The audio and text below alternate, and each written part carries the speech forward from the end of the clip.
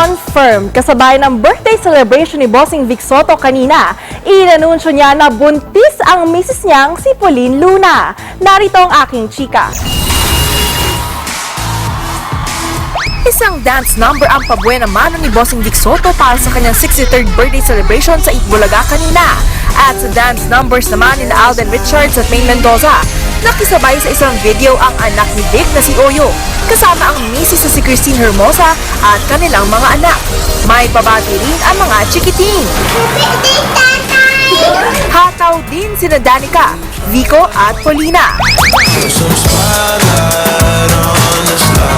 At syempre ang Dabber Cats na sinabayan din ni Bossing. Sa birthday cake surprise, may big announcement si Bossing. Gusto kong kunin itong pagkakataon na ito para i-announce sa buong Pilipinas and buong mundo na buntis ako.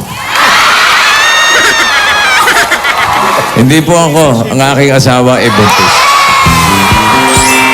Preggy si Pauline sa kanilang panganay. Ang aming pong hiling ay dasal para sa aming magiging sa tagumpay ng aming anak. Thank you. And again, Lord Jesus, thank you very much. Ipinost din ng future mommy ang announcement kanina sa kanyang Instagram. Sabi ng 28-year-old na actress, excited na siya maging mommy. Nagpapasalamat siya kay Vic dahil sa surpresang nitong pag-announce tungkol sa kanilang baby. Ipinost din ni Pauline ang kanyang picture sa kanilang bakasyon sa Balisin kamakailan lang, kung saan kita na ang kanyang baby bump. Bumuhos naman ang pagbati mula sa Bossling fans online. Ikinasal sina Vic at Pauline sa Alabang, Muntinlupa, January 30 last year.